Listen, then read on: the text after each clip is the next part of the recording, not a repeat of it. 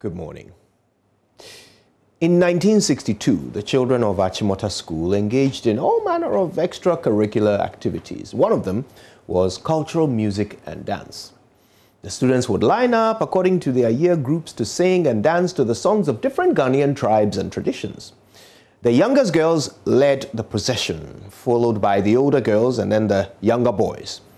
First and second year boys were not allowed to play instruments, so they sang and danced with the girls.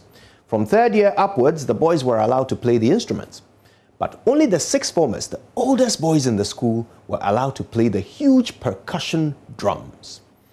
Now, not every student got the chance to join the cultural procession.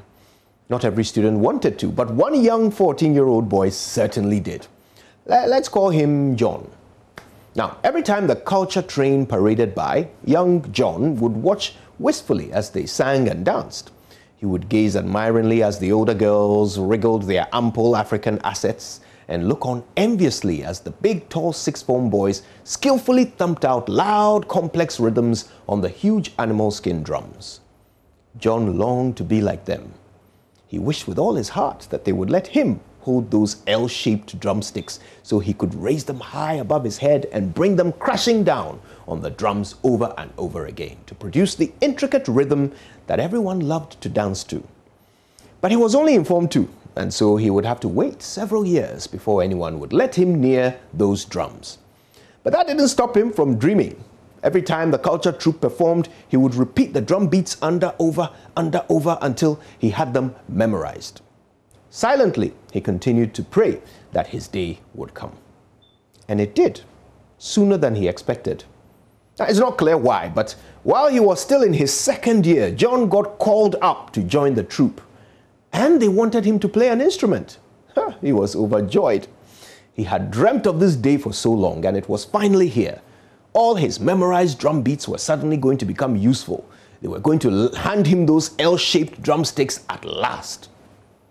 He first smelled a rat when he was given only one drumstick instead of two. Then somebody handed him the smallest drum he had ever seen, and John knew he was being swindled. They placed him at the front of the procession and instructed him to play one rhythm and one rhythm only. Ko, ko, ko, ko, ko, ko, ko, ko. Just that. 2 beats per second in perpetuity until the end of the performance. John was livid. Did they not know what he was capable of? Did they not know how many drum beats and rhythms he had memorized? How dare they underestimate him like this? How dare they waste his enormous talent? He would show them what a terrible mistake they had made. Now, once everybody was in place, the teacher signaled for young John to start playing his little drum.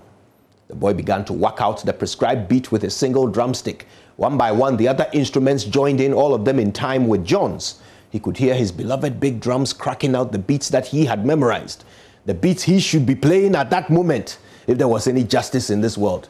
Instead, they had him playing this. Hey, what was he playing? John noticed with horror that he had missed the beat, and as a result, every other instrument in the procession had missed their beat too.